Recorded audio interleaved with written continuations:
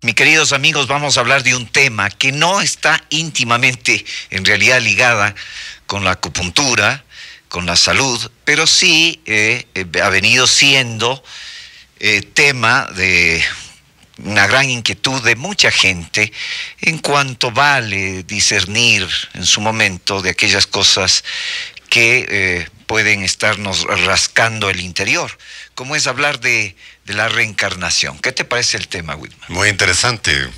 ¿Cuál va a ser el perfil que le vas a dar, Rafael?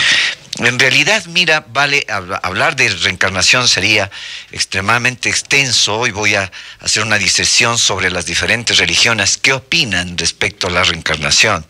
Y para ello empecemos diciendo que ya en 1748, un filósofo sueco, Swedenborg, cuenta en un libro que él recibió en su momento, en un sueño, había sido invitado a conversar sobre el cielo y el infierno, y que en estas circunstancias él había recibido un mensaje del Espíritu Santo en que éste le preguntó si tenía miedo a la muerte, y él contestó que no. Y en estas circunstancias cuenta y relata el libro que el ángel le pidió que mirara a la ventana, y en realidad él, en vez de mirar a la ventana, comenzó a ver a través de la ventana una serie de vidas pasadas, de seres que habían muerto y que estaban los buenos viviendo con los buenos y los malos viviendo con los malos. Y llegó con esto Swedenborg a establecer y a entender que la muerte era un simple cambio en el que el cuerpo tan solo era un receptáculo transitorio del alma. Bajo estas condiciones comenzó a hablarse ya desde 1948 sobre la reencarnación y la transposición del alma en otros cuerpos. Decía Swedenborg que de la muerte no se regresa nunca, pero que esto tampoco resultaba temible. Lógicamente esto llevó a que Swedenborg fuera excomulgado por la Iglesia, y que consideraba una herejía esta doctrina, que negaba el juicio final y que negaba también la resurrección de Cristo. Todo esto dio parte a que muchas otras se abriera esta disposición de comenzar a tener inquietud: qué era el cuerpo, qué era el alma corporal, qué era el alma espiritual, qué es lo que sucedía con esa energía, que mucha gente lo entendía que estaba vinculado al amor, etcétera. Y se abrieron los horizontes, y de ahí comenzó a verse también a nivel de la filosofía oriental, de todas las religiones orientales, la visión tibetana, por ejemplo. Los tibetanos, que son inspirados en Buda, creen que vivir es sufrir y que morir es nacer de nuevo para volver a sufrir. Estos han incorporado a aquella religión aspectos de una creencia animalista llamada Bon. Entonces el budismo tibetano ha llegado a incluir complejos rituales y ceremonias en el que está siempre incluido la vida como una parte transitoria de la muerte. Es decir, los budistas consideran a la muerte como una razón de crecimiento que lleva tan solo a que el cuerpo forme parte de este desarrollo, pero no nada más que de un eso. ciclo prácticamente. Un ciclo. ¿Qué dice la visión budista como tal? La visión budista, en cambio, niega la existencia del alma y sostiene que lo que reencarna una y otra vez hasta llegar al nirvana, que es un estado en el que prevalece la ausencia de todos los deseos, es algo que no tiene materia, ni peso, ni sustancia. Para los budistas, morir es un arte, como lo es vivir, en realidad, ¿no? Por eso, no sé si tú has visto en la película El último emperador y algunas otras, cuando muere un lama, que lo consideran heredero de muchas vidas, a este lama se le crema su cuerpo en una gran ceremonia, buscando purificar al ser que va a ser reencarnado. Es decir, siempre el cuerpo viene a ser un ente transitorio donde viene el alma a ser depositada y nada más. Pero en el caso del budismo, el alma no existe. Ahí entra ya otra corriente que es el chi, la energía sustancial, la energía instancial, ¿no? La disposición óntica de la energía frente a la materia y cosas así. La visión... Hay otra corriente. Mira, ¿qué pasaba con los egipcios, por ejemplo?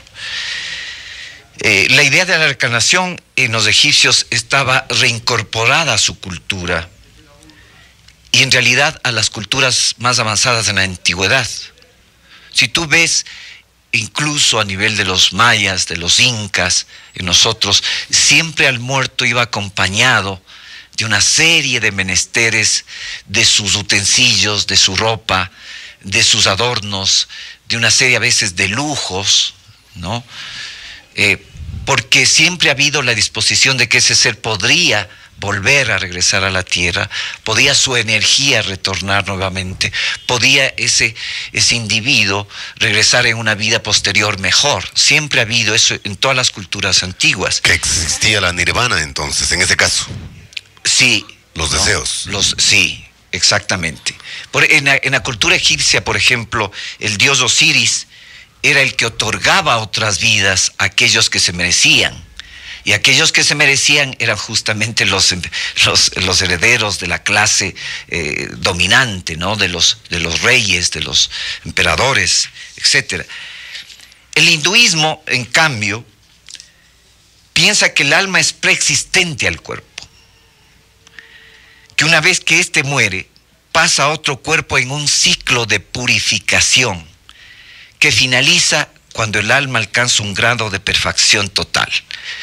Que esto vendría a ser la idea más concreta de lo que es la reencarnación. O sea, reencarnarse para, por y hacia dónde.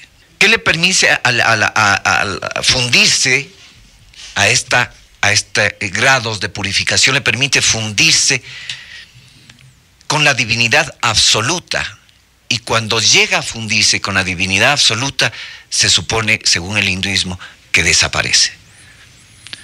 Así la reencarnación para los hindúes es un castigo y a la vez es una oportunidad expiatoria. Un castigo porque el alma debe perfeccionarse a lo largo de otras vidas sucesivas, lo cual indudablemente no es fácil, porque llega muchas veces a que haya una indisposición o fallas en la fe, y otra, al que la misma purificación le lleve a un estado de eterna armonía, que es la unión con el Dios absoluto, que en el caso del hinduismo es el Brahma, ¿no? Ahora, en el budismo, que es, como te decía, en donde no se niega la existencia del alma, esta vieja idea respecto de que no debe haber el alma, respecto a la idea cristiana, que es en donde el alma sobrevive a la muerte, ya dejó de ser y se terminó, diríamos, a través de los padres de la Iglesia, como podríamos hablar